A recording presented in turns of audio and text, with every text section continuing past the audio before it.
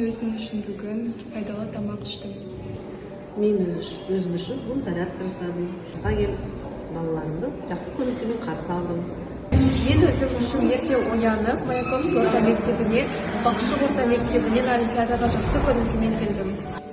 Бүгін мен өзім үшін Бірлік орта мектебіне, Маяковский орта мектебіне оқушымда олимпиадаға келдім. Оқушыма жақсы көңіл сыйлау үшін. Мен өзім үшін балаларыма тамақ пісіріп бердім. Таңертең ерте тұрып, көңілдерін көтердім. Бүгін мен өзім үшін ерте тұрып, балаларға жақсы көңіл күй сыйладым.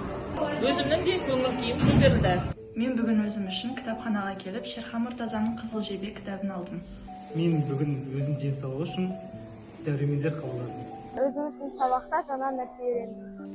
Өзім үшін бүгін өте керемет күн болды, себебі бүгін менің туған күнім.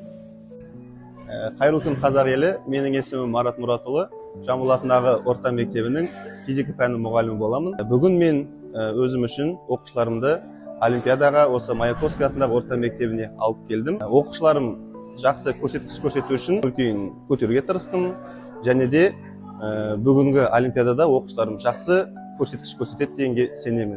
Тағы да айтатын нәрсе, осы Маяковский атындағы орта мектебінің оқушыларына көп рахмет, осындай сұхбат алғандарыңызға.